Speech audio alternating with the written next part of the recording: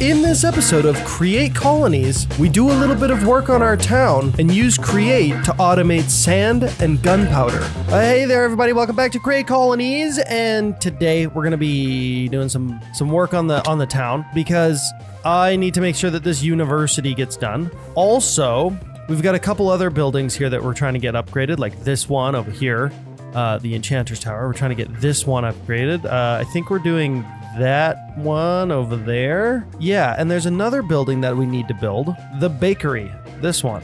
And it needs to be placed near water, which is kind of awkward as heck. So we could put the bakery over here, but I don't know, this feels more like, I wanted this to be more of like an agricultural space, and it doesn't really make sense to have the bakery in that spot. So I think we're gonna put it next to the fisher's hut over on this side. I'm hoping that it just works out. Where is the water? The water is right over here on this side. And then I think we'll align the road, or this road. Yep, that looks about right. All right, let's do it.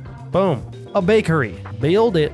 We need bread. The colony needs bread. Honestly, we don't really need bread. We've got a lot of food from many different sources. Most of my colony is kind of on a ketogenic diet, I'm not gonna lie. The thing I want to focus on mostly here is the university. And I know that Diamond Player here actually needs a few items. Holy stripped dark oak log. Dude needs so much dark oak. Let's go take a look in the post office and see if we've got a good amount of dark oak going. Yeah. Okay, good. Let's get all this dark oak chopped up. We can start building some of that stuff that Diamond Player needs. Now, while we're waiting for that to happen, let's see what else everybody needs. TK, what the heck are you working on? He's working on the kelp and sea field. I think I can probably just do a bunch of this myself. Polished andesite and chiseled polished blackstone. How much of that do we have? Basically none. We can make it by haunting cobblestone. That's actually really useful. There we go. We can get that all haunted up nicely. I just want to make sure that it's actually working. Transform. Become blackstone. Please.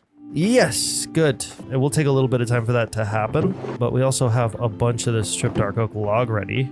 So let's get back to figuring out all these resources. I've been kind of neglecting handing out recipes to like my stonemason and my carpenter over here. So yeah, I should get that figured out. And that should be sorted out. Kike should be able to get everything that he needs from the colony itself. Yeah, I think Diamond Player is still working away up here. Or maybe he's stuck. Are you stuck, Diamond Player? What are you placing? Are you placing stuff? Yeah, I have a feeling that he's stuck. Let me help you out with this, buddy. There we go. Now he's going back down. Be careful there. Oh, are you okay? There we go. Now he's working away. Now, let's take a look here. Dark oak planks door, dark oak stairs. I don't have any sand. Gosh dang it.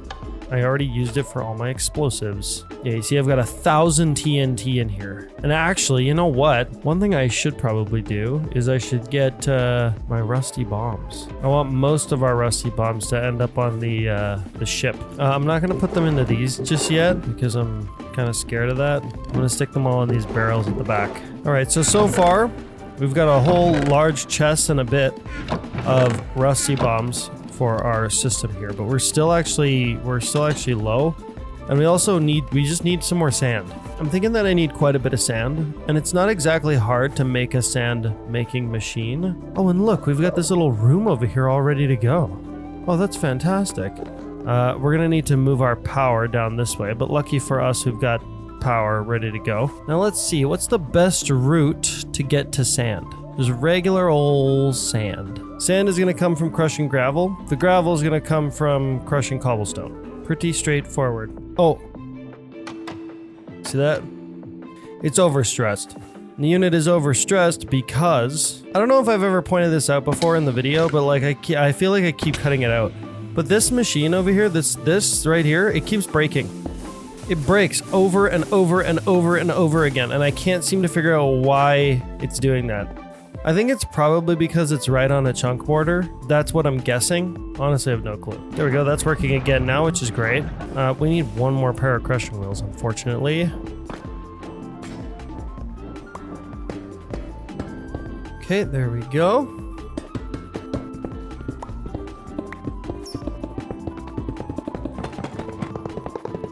Okay, all these got item filters on them. So flint should go through this, but like spruce slabs will not. Okay, great. That is working correctly.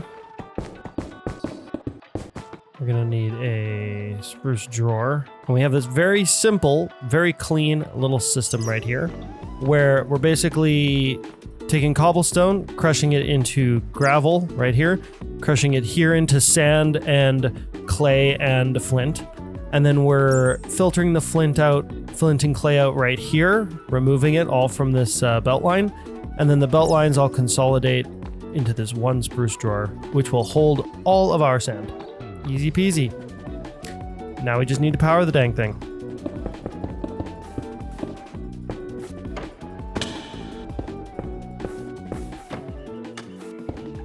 Well, that's working correctly, which is nice. We're getting sand at the bottom of this now. Aha, sand. We now have an automated sand system for all of our explosive needs and glass needs and so on and so forth. This system doesn't have a speed controller on it, and that's because I don't really feel like it needs it.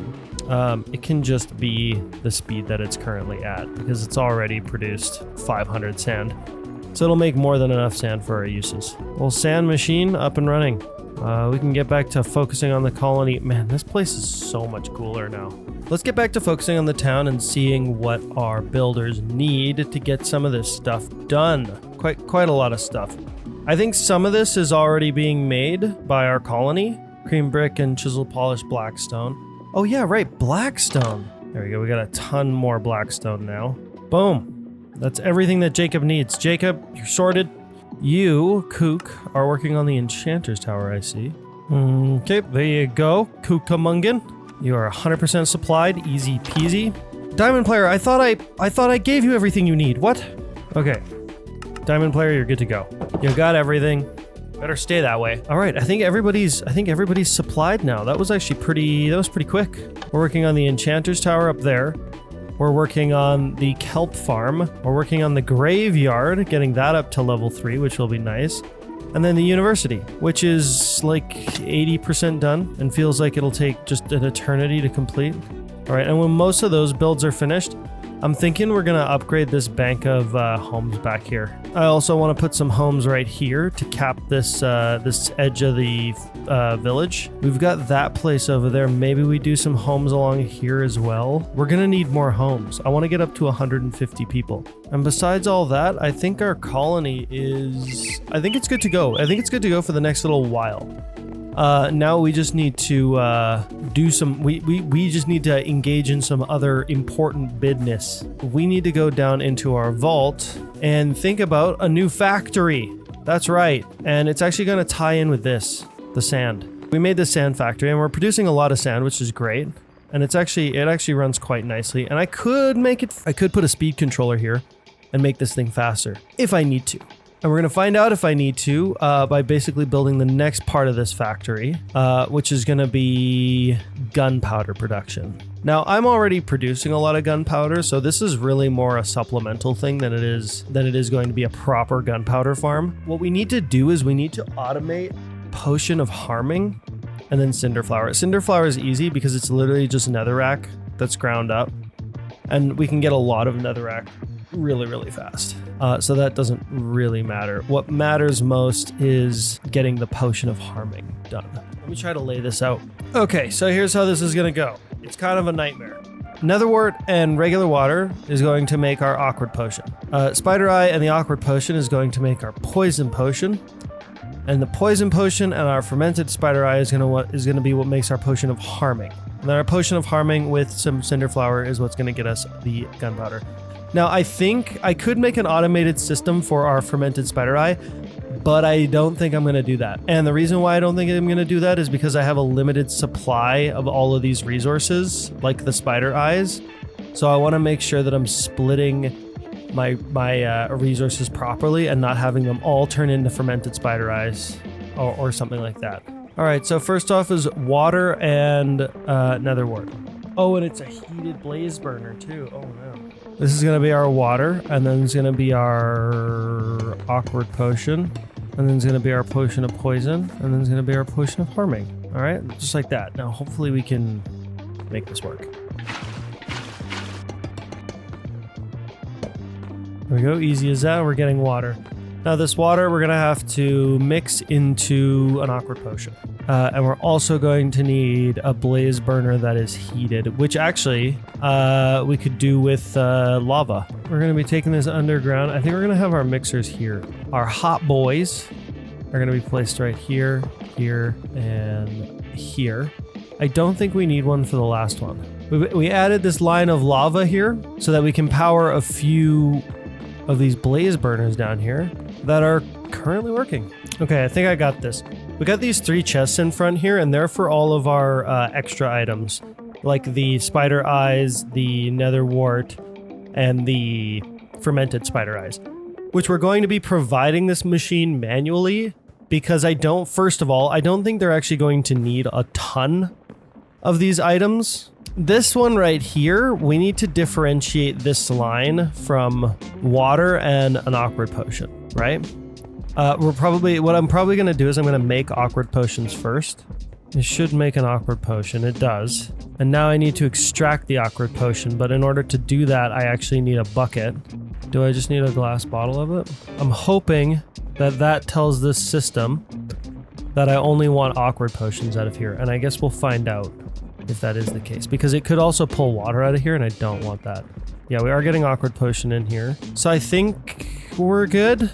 The awkward potion then gets pushed into this basin with our spider eyes, and that should make us our potion of poison. Awkward potion, potion of poison. Gotcha. Okay, good. I have a potion of poison in my hand.